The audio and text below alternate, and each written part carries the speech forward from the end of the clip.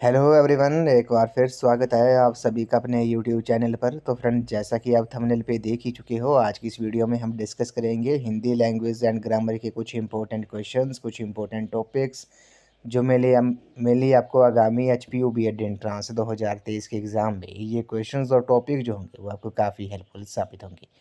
तो फ्रेंड्स, आपने करना क्या है, इन क्वेश्चंस के शॉर्ट फॉर्म में नोट्स से ज़रूर बना लेने हैं, क्योंकि रिवीजन के टाइम ये क्वेश्चंस आपको काफ़ी हेल्पफुल साबित होंगे। तो फ्रेंड्स, अगर आप H P U B Ed entrance 2023 की तैयारी कर रहे हो तो इसके लिए मैंने एक अलग से प्लेलिस्ट बनाई है, जिसका जो लिंक है वो मैंने डिस्क्रिप्शन बॉक्स में दे दिया है। आप वहां पर जाकर वीडियोस देख सकते हो। वहां पर आपको H P U B Ed entrance के रिलेटेड 110 प्लस वीडियोस आपको देखने को मिलेंगी। सभी सेक्शंस की वीडियोस आपको वहां देखने को मिलेंगी। तो फ्रेंड्स आप मुझे इंस्टाग्राम पर भी फॉलो कर सकते हो। इंस्टाग्राम आईडी का जो लिंक है वो मैंने डिस्क्रिप्शन बॉक्स में दे दिया है। तो फ्रेंड्स, वीडियो को शुरू करते हैं। क्वेश्चन नंबर फर्स्ट में बोला गया है, इस वीडियो के फर्स्ट क्वेश्चन में बोला गया कि असल का जो उपसर्ग शब्द है वह क्या होगा। तो सबसे पहले आपको पता होना चाहिए कि उपसर्ग होते क्या है। तो उपसर्ग क्या होते हैं? किसी शब्द के अर्थ में परिवर्तन लाने के लिए या विशेषता लाने के लिए, किसी शब्द के अर्थ में परिवर्तन लाने के लिए या विशेषता लाने के लिए उसके पहले जो शब्दांश जोड़ा जाता है उसे उपसर्ग कहते हैं। ये आपने याद रखना है। तो उपसर्ग क्या होते हैं? जो शब्द के पहले जुड़ते हैं। ये आपने याद रखना है। किसी शब्द के अर्थ में परिवर्तन लाना है, चेंज लाना है या उसमें विशेषता लानी है, तो लाने के लिए उसके पहले जो शब्दांश जोड़ा जाता है उसे उपसर्ग कहते हैं। एग्जाम्पल के तौर पर जैसे अतिरिक्त है, अतिरिक्त शब्द है, इसमें अति जो है वो क्या है? उपसर्ग है। ये आपने याद रखना है। तो आपने बताना है कि जो असल है, असल का जो उपसर्ग शब्द क्या होगा। इस क्वेश्चन का जो राइट आंसर है वो आपका ऑप्शन नंबर बी है। दरअसल जो है ये असल का उपसर्ग शब्द है। दर जो है वो उपसर्ग लगा है, ये आपने याद रखना है। तो उपसर्ग तो आप समझ ही गए होंगे। अगले प्रश्न पे चलते हैं। इसमें बोला गया कि कार शब्द का उपसर्ग क्या होगा। तो अभी हमने डिस्कस कर लिया कि उपसर्ग होते क्या हैं। तो कार शब्द का जो उपसर्ग होगा वो होगा आपका अधिकार। ये आपने याद रखना है। कार शब्द के आगे अधि जो है वो उपसर्ग लग गया, तो ये शब्द बन गया आपका अधिकार। ऑप्शन नंबर बी जो है इस क्वेश्चन का राइट आंसर है। नेक्स्ट क्वेश्चन पे चलते हैं।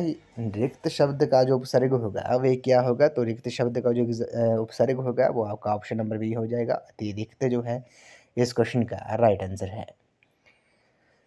नेक्स्ट पे चलते हैं। अब बात करते हैं इच्छा शब्द का प्रत्यय क्या होगा। तो अब आप बात करते हैं प्रत्यय के बारे में। उपसर्ग के बारे में तो हमने बात कर ली। प्रत्यय क्या होते हैं? जो शब्द के अंत में जुड़कर उसके अर्थ में परिवर्तन करे अथवा विशेषता ला दे, उन्हें प्रत्यय कहते हैं। ये आपने याद रखना है। उपसर्ग क्या होते थे? उपसर्ग शब्द के आगे जुड़कर, शब्द उपसर्ग जो थे वो शब्द के आगे जुड़ते थे, जबकि प्रत्यय जो होते हैं वो इसके विपरीत होते हैं। जो शब्द के अंत में जुड़कर उसके अर्थ में परिवर्तन करे अथवा विशेषता ला दे, उसे प्रत्यय कहते हैं। ये आपने याद रखना है। तो इच्छा शब्द का जो प्रत्यय होगा वह क्या होगा? वो इच्छाहीन होगा। ये आपने याद रखना है। ऑप्शन नंबर ए जो है इस क्वेश्चन का राइट आंसर है। अब बात करते हैं क्वेश्चन नंबर 11 जो है। इसमें बोला गया है कि इसमें बोला गया कि पराभव का जो उपसर्ग होगा वे क्या होगा। तो उपसर्ग आपको पता है, ये शब्द के प्रथम में लगते हैं, पहले लगते हैं। तो प्रा जो है इस क्वेश्चन का राइट आंसर है। पराभव का जो उपसर्ग होगा वे ऑप्शन नंबर सी हो जाएगा। नेक्स्ट क्वेश्चन पे चलते हैं। अनजान में उपसर्ग शब्द क्या होगा। तो अनजान में उपसर्ग शब्द जो होगा वे क्या होगा। क्वेश्चन नंबर 12 का जो राइट आंसर है वो आपका ऑप्शन नंबर बी है। अन जो है इसका अनजान में उपसर्ग शब्द क्या है? अन है उपसर्ग शब्द। ऑप्शन नंबर बी इस क्वेश्चन का राइट आंसर है। तो फ्रेंड्स, आपने कमेंट सेक्शन में ज़रूर बताना है कि जो लुटेरा शब्द है, लुटेरा शब्द में जो प्रत्यय शब्द है वह क्या होगा। ये आपने कमेंट सेक्शन में ज़रूर बताना है। लुटेरा शब्द में प्रत्यय शब्द कौन सा है, ये आपने कमेंट सेक्शन में ज़रूर बताना है। नेक्स्ट क्वेश्चन पे चलते हैं। अब बात करते हैं विलोम शब्द के बारे में। आपको पता है विलोम शब्द के बारे में, जिन्हें विपरीतार्थक शब्द भी कहा जाता है। अब विलोम शब्द होते क्या हैं? ऐसे शब्द जिनका अर्थ एक दूसरे से विपरीत या उल्टा हो उन्हें विलोम या विपरीतार्थक शब्द कहा जाता है। तो अभी इनके ऊपर कुछ क्वेश्चंस हैं जो आपको पता होना चाहिए। इंपॉर्टेंट क्वेश्चन है। जैसे फर्स्ट है, अधिक का जो विपरीतार्थक शब्द होगा वो विलोम शब्द क्या होगा। तो अधिक का कम जो होगा वो विलोम शब्द होगा। अधिक मतलब ज़्यादा, ये आपने याद रखना है। सुगम का जो विपरीतार्थक शब्द होगा अब ये क्या होगा, मोस्ट इंपॉर्टेंट है। तो सुगम का जो विपरीतार्थक शब्द होगा वे आपका दुर्गम होगा। ऑप्शन नंबर सी जो है इस क्वेश्चन का करेक्ट आंसर है। नेक्स्ट की बात करते हैं, अर्थ का जो विपरीतार्थक शब्द है, मोस्ट इंपॉर्टेंट क्वेश्चन है ये। अर्थ का जो विपरीतार्थक शब्द होगा वे आपका अनर्थ होगा। ऑप्शन नंबर सी जो है इस क्वेश्चन का करेक्ट आंसर है। नेक्स्ट क्वेश्चन में चलते हैं, आलसी का विपरीतार्थक शब्द क्या होगा। आलसी का विपरीतार्थक शब्द जो होगा वो आपका उद्यमी होगा। ऑप्शन नंबर डी जो है इस क्वेश्चन का करेक्ट आंसर है। इंपॉर्टेंट क्वेश्चन है ये, आपने नोट जरूर कर लेना है। आलसी का जो विपरीतार्थक शब्द होगा वो उद्यमी होगा। नेक्स्ट क्वेश्चन में चलते हैं, क्वेश्चन नंबर 43 में बोला गया कि कीकत का विपरीतार्थक शब्द क्या होगा। तो कीकत शब्द का जो विपरीतार्थक शब्द होता है वो अपकीकत होता है। ऑप्शन नंबर ए जो है इस क्वेश्चन का राइट आंसर है। क्वेश्चन नंबर 44 पे चलते हैं, आकाश का विपरीतार्थक शब्द क्या होगा। आपको पता है आकाश को गगन भी कहा जाता है, नभ भी कहा जाता है, आसमान भी कहा जाता है। तो आकाश का जो विपरीतार्थक शब्द होगा वे आपका क्या होगा। इस क्वेश्चन का जो करेक्ट आंसर है वो आपका ऑप्शन नंबर बी है, पाताल जो है इस क्वेश्चन का राइट आंसर है। उसी तरह पृथ्वी, धरा और धरती जो है ये क्या है, ये पृथ्वी के ही पर्यायवाची शब्द हैं। धरा धरती हो गया, तो ये भी आपने याद रखना है। आकाश का जो विपरीतार्थक शब्द होगा वे आपका पाताल होगा। अगले प्रश्न में चलते हैं, मलिन का विपरीतार्थक शब्द क्या होगा। मलिन का जो विपरीतार्थक शब्द होगा वो आपका निर्मल होगा। ऑप्शन नंबर ए जो है इस क्वेश्चन का राइट आंसर है। अब बात करते हैं हम पर्यायवाची शब्द के बारे में। पर्यायवाची शब्द से भी क्वेश्चन जो है पूछे जाते हैं। पर्यायवाची शब्द होते क्या हैं पहले तो ये आपको पता होना चाहिए। तो पर्यायवाची शब्द जब एक शब्द के अर्थ को बताने के लिए अनेक शब्दों का प्रयोग संभव हो तो वो पर्यायवाची शब्द कहलाते हैं। ये आपने याद रखना है। पर्यायवाची शब्द क्या होते हैं, जब एक शब्द के अर्थ को बताने के लिए अनेक शब्दों का प्रयोग संभव हो तो वे पर्यायवाची शब्द कहलाते हैं। तो जैसे फर्स्ट क्वेश्चन में बोला जाए कि रात का जो पर्यायवाची शब्द होगा वे क्या होगा। तो रात का जो पर्यायवाची शब्द होगा ये आपने बताना है। तो रात का जो पर्यायवाची शब्द होता है वे आपका रैन होता है, ये आपने याद रखना है। ऑप्शन नंबर ए जो है इस क्वेश्चन का करेक्ट आंसर है। रात का पर्यायवाची शब्द क्या होगा, रैन होगा। ऐसे ही रात के और कौन कौन से पर्यायवाची शब्द हैं ये भी आपने नोट डाउन कर लेने हैं। रात के पर्यायवाची शब्द होते हैं रात्रि हो गया, निशा हो गया, रैन हो गया, रजनी हो गया, यामिनी हो गया। ये सभी जो है वो रात के पर्यायवाची शब्द हैं, ये आपने याद रखना है, क्वेश्चन में पूछ लिया जाता है। नेक्स्ट क्वेश्चन पे चलते हैं, इसमें बोला गया कि तालाब का जो पर्यायवाची शब्द है वे क्या होगा। तालाब का जो पर्यायवाची शब्द होगा वे क्या होगा। इस क्वेश्चन का जो करेक्ट आंसर होगा वो आपका ऑप्शन नंबर ए है, सरोवर जो है। सरोवर जो है इस क्वेश्चन का करेक्ट आंसर है। तालाब का जो पर्यायवाची शब्द है वो सरोवर है। अब बात करते हैं तालाब के और कौन कौन से पर्यायवाची शब्द हैं। एक आपका सरोवर हो गया, एक जलाशय हो गया, एक पोखर हो गया, एक तड़ाग हो गया और एक सर हो गया। तो ये आपने याद रखना है, ये तालाब के पर्यायवाची शब्द हैं। नेक्स्ट क्वेश्चन में चलते हैं, हाथी शब्द का जो पर्यायवाची शब्द है वे क्या होगा। मोस्ट इंपॉर्टेंट क्वेश्चन है, क्वेश्चन कई बार एग्जाम में ये पूछा गया है। तो हाथी शब्द का जो पर्यायवाची शब्द है वो आपका कुंजर है। ऑप्शन नंबर ए जो है इस क्वेश्चन का राइट आंसर है। हाथी शब्द का जो पर्यायवाची शब्द होगा वो क्या होगा, कुंजर होगा। और भी आपने नोट डाउन कर लेने हैं, और कौन कौन से हैं हाथी के पर्यायवाची शब्द। गज हो गया, मतंग हो गया, कुंजर हो गया, करी हो गया, हस्ती हो गया। ये सभी जो है वो हाथी के पर्यायवाची शब्द हैं। नेक्स्ट क्वेश्चन पे चलते हैं, पर्वत का जो पर्यायवाची शब्द क्या होगा। पर्वत का पर्यायवाची शब्द मोस्ट इंपॉर्टेंट क्वेश्चन है ये। पर्वत का पर्यायवाची शब्द जो है वो आपको पता है। तो पर्वत का जो पर्यायवाची शब्द होगा अभी आपका ऑप्शन नंबर बी हो जाएगा, गिरी जो है इस क्वेश्चन का करेक्ट आंसर है। उसी तरह बात करते हैं पर्वत के और कौन कौन से पर्यायवाची शब्द होते हैं, ये भी आपने नोट डाउन कर लेने हैं। पर्वत के पर्यायवाची शब्द होते हैं भूधर हो गया, गिरी हो गया, शैल हो गया, नाग हो गया। ये सभी जो हैं वो पर्वत के पर्यायवाची शब्द हैं। ये मोस्ट इंपॉर्टेंट है, क्वेश्चन कई बार पूछे जाते हैं, जैसे कि निम्नलिखित में से कौन सा पर्वत का पर्यायवाची शब्द नहीं है। ऑप्शन दे दिए होंगे, तो आपको तो पता होना चाहिए कि पर्यायवाची शब्द किसके कौन कौन से होते हैं। अगले प्रश्न में चलते हैं, इसमें बोला गया है कि अगले प्रश्न में चलते हैं, प्रेम का पर्यायवाची शब्द क्या होगा। मोस्ट इंपॉर्टेंट क्वेश्चन है। प्रेम का जो पर्यायवाची शब्द होता है वो आपको पता है, अनुराग जो है इस क्वेश्चन का करेक्ट आंसर है। प्रेम का पर्यायवाची शब्द क्या होता है, अनुराग होता है। और कौन कौन से होते हैं प्रेम के पर्यायवाची शब्द। ये आपने याद रखना है। स्नेह हो गया, प्रीति हो गया, ममता हो गया, अनुराग हो गया, रति हो गया, ये सभी जो है वो प्रेम के पर्यायवाची शब्द हैं, ये आपने याद रखने हैं। अगले प्रश्न में चलते हैं। खून का पर्यायवाची शब्द क्या होगा? मोस्ट इंपॉर्टेंट क्वेश्चन है। क्वेश्चन ये कई बार कई कम्पिटिटिव एग्जाम में ये पूछा गया है। तो खून का जो पर्यायवाची शब्द होता है वो आपका शोणित होता है, ये आपने याद रखना है। ऑप्शन नंबर डी जो है इस क्वेश्चन का राइट आंसर है। और कौन कौन से होते हैं खून के पर्यायवाची शब्द, ये भी आपने याद रखना है। लहू हो गया, रक्त हो गया, रुधिर हो गया, शोणित हो गया, ये जो है वो खून के पर्यायवाची शब्द हैं। लहू, रक्त, रुधिर, शोणित जो है वो खून के पर्यायवाची शब्द हैं। नेक्स्ट क्वेश्चन पे चलते हैं। इसमें बोला गया कि पुष्प पुष्प का पर्यायवाची शब्द क्या होगा? पुष्प आपको पता है फूलों को कहा जाता है, तो पुष्प का जो पर्यायवाची शब्द होगा वे क्या होगा? वो कुसुम होगा। ऑप्शन नंबर बी जो है इस क्वेश्चन का करेक्ट आंसर है। पुष्प का जो पर्यायवाची शब्द होगा वे क्या होगा? वे आपका कुसुम होगा। ऑप्शन नंबर बी जो है इस क्वेश्चन का राइट आंसर है। ये तो कुछ पर्यायवाची शब्द के इंपॉर्टेंट क्वेश्चन थे। उसके बाद एक क्वेश्चन है आपका, सरस्वती का पर्यायवाची शब्द क्या होगा? मोस्ट इंपॉर्टेंट क्वेश्चन है। सरस्वती का जो पर्यायवाची शब्द होगा वे आपका शारदा होगा। ऑप्शन नंबर सी जो है इस क्वेश्चन का करेक्ट आंसर है। तो सरस्वती का जो पर्यायवाची शब्द होगा वे शारदा होगा। और कौन कौन से होते हैं सरस्वती के पर्यायवाची शब्द, कौन कौन से होते हैं ये भी आपको पता होना चाहिए। भारती हो गया, शारदा हो गया, गीरा हो गया, वाणी हो गया, ये जो है वो आपके सरस्वती के पर्यायवाची शब्द हैं।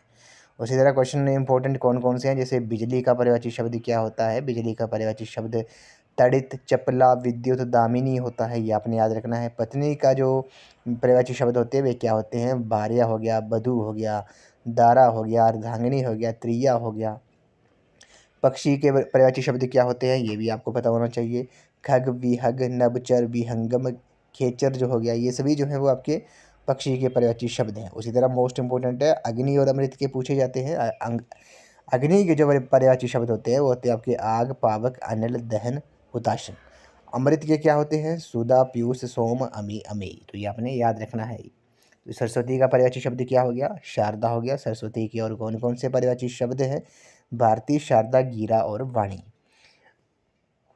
नेक्स्ट क्वेश्चन पे चलते हैं। अब बात करते हैं मुहावरों के बारे में। मुहावरों से भी क्वेश्चन जो है वो कई बार मुहावरों से भी कई बार क्वेश्चन पूछा जाता है कि अब मुहावरे होते क्या हैं। तो पहले तो आपको पता नहीं चाहिए कि मुहावरे होते क्या हैं। जब कोई वाक्यांश अपने सामान्य अर्थ को छोड़कर किसी विशेष अर्थ में रूढ़ हो जाता है तो उसे मुहावरा कहा जाता है। या फिर जब कोई शब्द समूह या पद या वाक्यांश निरंतर अभ्यास के कारण सामान्य अर्थ ना देकर विशेष अर्थ व्यक्त करने लगे तो उसे मुहावरा कहते हैं। तो ये आपने याद रखना है। अब बात करते हैं मुहावरों के जो क्वेश्चन हैं। वो पहला क्वेश्चन है कि आंखों में धूल झोंकना मुहावरे का अर्थ क्या होता है? तो आंखों में धूल झोंकने का मुहावरे का अर्थ होता है धोखा देना। ऑप्शन नंबर सी जो है इस क्वेश्चन का राइट आंसर है। नेक्स्ट क्वेश्चन पे चलते हैं। कलेजा मुंह को आना। कलेजा मुंह को आना जो मुहावरा है इसका अर्थ क्या होता है? इसका अर्थ होता है दिल घबराना। ऑप्शन नंबर सी इस क्वेश्चन का राइट आंसर है। अगले प्रश्न पे चलते हैं। जी चुराना मुहावरे का अर्थ क्या होगा? तो जी चुराना मुहावरे का अर्थ होता है बचना। ऑप्शन नंबर ए जो है इस क्वेश्चन का करेक्ट आंसर है। नेक्स्ट क्वेश्चन पे चलते हैं। आंखें बिछाना जो मुहावरा है इसका अर्थ क्या होगा? तो आंखें बिछाना मुहावरे का जो अर्थ होता है वो आपका प्रेम सहित आदर करना जो है इस क्वेश्चन का राइट आंसर है। जैसे आपने सुना होगा कि उनके स्वागत के लिए आंखें बिछा दी, ये भी आपने याद रखना है। एग्जाम्पल होते हैं ये। तो आंखें बिछाना जो होता है उसका जो अर्थ होता है वो प्रेम सहित आदर करना होता है। बात करते हैं आंख उठाकर ना देखना। आंख उठाकर ना देखना इस मुहावरे का अर्थ क्या होगा? ध्यान तक ना देना जो है इस मुहावरे का अर्थ है। ऑप्शन नंबर सी जो है इस क्वेश्चन का राइट आंसर है। नेक्स्ट क्वेश्चन पे चलते हैं। आंचल पसारना जो है, आंचल पसारना जो मुहावरा है इसका अर्थ क्या होगा? इसका अर्थ होता है भीख मांगना। ऑप्शन नंबर ए जो है इस क्वेश्चन का राइट आंसर है। नेक्स्ट क्वेश्चन पे चलते हैं। आग बबूला होना। आग बबूला होना जो मुहावरा है इसका अर्थ क्या होगा? इसका अर्थ होता है अत्यंत क्रोधित होना, अधिक क्रोधित होना। ऑप्शन नंबर सी जो है इस क्वेश्चन का राइट आंसर है। नेक्स्ट क्वेश्चन पे चलते हैं। क्वेश्चन नंबर 19 में बोला गया है कि आंखें फेरना जो है, आंखें फेरना जो मुहावरा है इसका अर्थ क्या होता है? मोस्ट इंपॉर्टेंट क्वेश्चन है। तो आंखें फेरना का जो मुहावरा है इसका अर्थ होता है साथ छोड़ना। ऑप्शन नंबर बी जो है इस क्वेश्चन का राइट आंसर है। नेक्स्ट क्वेश्चन पे चलते हैं। इसमें बोला गया कि ईंट का जवाब पत्थर से देना मोस्ट इंपॉर्टेंट है। ये आपने मुहावरा जो है कई बार पढ़ा भी होगा, छोटी क्लास में भी पढ़ा होगा, जब आप स्कूल में पढ़ते थे 6, 7, 8 में ज़रूर पढ़ा हुआ है, ईंट का जवाब पत्थर से देना। तो ईंट का जवाब पत्थर से देना जो मतलब होता है वो होता है आपका सख्त मुकाबला करना है। ऑप्शन नंबर बी जो है इस क्वेश्चन का राइट आंसर है। अब बात करते हैं लोकोक्तियों के बारे में। लोकोक्तियाँ आपको पता है कई बार एग्जाम में पूछी जाती हैं। लोकोक्तियाँ होती क्या है, तो पहले तो ये पता होना चाहिए। तो लोकोक्ति यानी कि लोक यानी कि समाज में प्रचलित उक्ति को लोकोक्ति अथवा कहावत कहा जाता है। लोकोक्तियों को कहावत भी कहा जाता है। लोकोक्ति पूर्ण वाक्य होती है, जबकि मुहावरा वाक्य का एक अंश होता है। ये भी आपने याद रखना है। लोकोक्ति जो होती है वो क्या होती है, वे एक पूर्ण वाक्य होता है, पूरा वाक्य होता है, जबकि मुहावरा जो होता है वो वाक्य का एक अंश होता है। तो बात करते हैं फर्स्ट इस क्वेश्चन में कि संकट में थोड़ी सहायता भी महत्व रखती है। किस लोकोक्ति का ये अर्थ होगा, मोस्ट इम्पोर्टेंट है। तो संकट में संकट में थोड़ी सहायता भी महत्व रखती है, किस लोकोक्ति का अर्थ है, तो ये आपका पता है डूबते को तिनके का सहारा जो है इस क्वेश्चन का राइट आंसर हो जाएगा। डूबते को तिनके का सहारा का मतलब होता है कि संकट में थोड़ी सहायता भी जो होती है वो महत्व रखती है। ऑप्शन नंबर सी इस क्वेश्चन का राइट आंसर है। अगले प्रश्न में चलते हैं। आ बैल मुझे मारो लोकोक्ति का जो अर्थ होगा वे क्या होगा, मोस्ट इंपॉर्टेंट क्वेश्चन है। तो आ बैल मुझे मार को मार का जो अर्थ होगा वे क्या होगा, स्वयं मुसीबत मोल लेना जो है इस क्वेश्चन का करेक्ट आंसर है। तो जैसे आपने खुद ही कोई मुसीबत मोल ली है तो उसका मतलब क्या होगा, आ बैल मुझे मार। क्वेश्चन नंबर 6 पे चलते हैं। क्वेश्चन नंबर 6 जो है काफ़ी इंपॉर्टेंट क्वेश्चन है। आम के आम गुठलियों के दाम, आम के आम गुठलियों के दाम जो लोकोक्ति है इसका अर्थ क्या होता है, इसका अर्थ होता है दुगना लाभ कमाना। तो ऑप्शन नंबर डी जो है इस क्वेश्चन का करेक्ट आंसर है। अगले प्रश्न में चलते हैं। घर की मुर्गी दाल बराबर, घर की मुर्गी दाल बराबर जो लोकोक्ति है इसका अर्थ क्या होगा, घर की वस्तु को महत्वहीन समझना जो है वो घर की मुर्गी दाल बराबर जो है इस लोकोक्ति का ये अर्थ हो जाएगा। अब बात करते हैं वाक्यांश के लिए एक शब्द। ये यहाँ से भी जो क्वेश्चन है कई बार एग्जाम में पूछे गए हैं। तो वाक्यांश के लिए आपने एक शब्द बताना है। जैसे क्वेश्चन नंबर फर्स्ट में बोला गया कि युग निर्माता किसे कहा जाता है, तो मोस्ट इंपॉर्टेंट है। तो आपको पता है युग का निर्माण करने वाले को युग निर्माता कहा जाता है। ऑप्शन नंबर डी जो है इस क्वेश्चन का राइट आंसर है। नेक्स्ट क्वेश्चन पे चलते हैं। सहोदर जो है, सहोदर किसे कहा जाता है, तो एक ही माता के उदर से उत्पन्न संतान को सहोदर कहा जाता है। ये आपने याद रखना है। ऑप्शन नंबर बी जो है इस क्वेश्चन का करेक्ट आंसर है।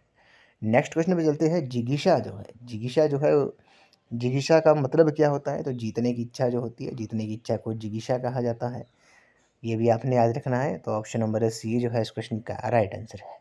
अगला क्वेश्चन जो है मोस्ट इंपॉर्टेंट है। अगोचर जो है, अगोचर किसे कहा जाता है, जिसका अनुभव इंद्रियों को ना हो। मोस्ट इंपॉर्टेंट है, ये आपने तो नोट कर ही लेना है।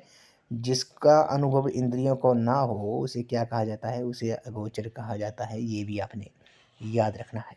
नेक्स्ट क्वेश्चन पे चलते हैं। भगन हृदय जो है, भगन हृदय जो है वो किसे कहा जाता है, जिसका हृदय जो है वो टूट चुका हो। ये आपने याद रखना है। जिसका जो हृदय है वो टूट चुका है, जिसका दिल जो है वो टूट चुका है, उसे क्या कहा जाता है, उसे भगन हृदय कहा जाता है। अगले प्रश्न में चलते हैं। अप्रत्याशित जो होते हैं, अप्रत्याशित जो होते हैं वो किसे कहा जाता है, तो आपको पता है अप्रत्याशित जिसकी आशा ना की गई हो, जिसकी आशा ना की गई हो उसे अप्रत्याशित कहा जाता है। ऑप्शन नंबर बी इस क्वेश्चन का करेक्ट आंसर है। नेक्स्ट क्वेश्चन पे चलते हैं। इसमें बोला गया कि जो देखने में प्रिय लगता हो, तो जो देखने में प्रिय लगता है उसे क्या कहा जाता है। क्वेश्चन नंबर 7 का जो राइट आंसर होगा वो आपका ऑप्शन नंबर बी है, प्रियदर्शी जो है इस क्वेश्चन का राइट आंसर है। नेक्स्ट क्वेश्चन पे चलते हैं। जो शत्रु की सहायता करता है उसे क्या कहा जाता है, तो जो शत्रु की सहायता करता है उसे शत्रुघ्न कहा जाता है। ऑप्शन नंबर सी इस क्वेश्चन का राइट आंसर है। अगले प्रश्न पे चलते हैं। जो शक करने योग्य नहीं है तो उसे क्या कहा जाता है, तो उसे अशक्य कहा जाता है। ऑप्शन नंबर ए जो है इस क्वेश्चन का राइट आंसर है। नेक्स्ट क्वेश्चन में चलते हैं। उपकार के लिए किया गया उपकार जो है उसे क्या कहा जाता है, उसे प्रत्युपकार कहा जाता है। ऑप्शन नंबर सी जो है इस क्वेश्चन का राइट आंसर है। क्वेश्चन नंबर 11 पे चलते हैं। जो अत्यंत कष्ट से प्राप्त किया जा सके उसे क्या कहा जाता है, तो उसे पता है आपको कष्ट साध्य कहा जाता है। ये भी आपने याद रखना है। जो अत्यंत कष्ट से प्राप्त किया जा सके उसे कष्ट साध्य कहा जाता है। इस वीडियो का लास्ट क्वेश्चन है, ना बहुत शीत ना बहुत उष्ण जो है इसका जो मतलब होता है वो क्या होता है? वो गुनगुना होता है। ऑप्शन नंबर सी जो है इस क्वेश्चन का राइट आंसर है। तो फ्रेंड्स आज की इस वीडियो में बस इतना ही। आज हमने हिंदी लैंग्वेज और हिंदी ग्रामर के कुछ इंपॉर्टेंट क्वेश्चन डिस्कस किए जो मेनली आपको आगामी HPU B.Ed एंट्रांस 2023 के एग्ज़ाम में ये क्वेश्चन जो होंगे वो आपको काफ़ी हेल्पफुल साबित होंगे। तो फ्रेंड्स आपने करना क्या है, इन क्वेश्चंस के शॉर्ट फॉर्म में नोट्स ज़रूर बना लेने हैं क्योंकि रिवीजन के टाइम ये क्वेश्चंस आपको काफ़ी हेल्पफुल साबित होंगे। तो फ्रेंड्स अगर आप HPU B.Ed एंट्रांस 2023 की तैयारी कर रहे हो तो इसके लिए मैंने एक अलग से प्लेलिस्ट बनाई है जिसका जो लिंक है वो मैंने डिस्क्रिप्शन बॉक्स में दे दिया है। आप वहां पर जाकर वीडियोस देख सकते हो। वहां पर आपको HPU B.Ed एंट्रांस के रिलेटेड 110 प्लस वीडियोस आपको देखने को मिलेंगी। सभी सेक्शंस की वीडियोस आपको वहाँ देखने को मिलेंगी। National commissions and committees on education, teaching aptitude and attitude, HPG के Hindi, English, math, reasoning, current affair सभी सेक्शंस की वीडियोस आपको वहाँ देखने को मिलेंगी। तो आपने प्लेलिस्ट में जाकर वीडियोस ज़रूर देख लेनी है। तो फ्रेंड्स आप मुझे इंस्टाग्राम पर भी फॉलो कर सकते हो। इंस्टाग्राम आईडी का जो लिंक है वो मैंने डिस्क्रिप्शन बॉक्स में दे दिया है। आप वहाँ पर जाकर मुझे इंस्टाग्राम पर फॉलो कर सकते हो। तो फ्रेंड्स आई होप आपको ये वीडियो पसंद आई होगी। तो वीडियो को लाइक शेयर एंड कमेंट जरूर कर दे। चैनल को सब्सक्राइब भी जरूर कर दे। बेल आइकन प्रेस करना ना भूले ताकि मेरे आने वाली हर वीडियो की नोटिफिकेशन आपके पास सबसे पहले पहुँचे। तो आज की इस वीडियो में बस इतना ही। तो थैंक यू फ्रेंड्स।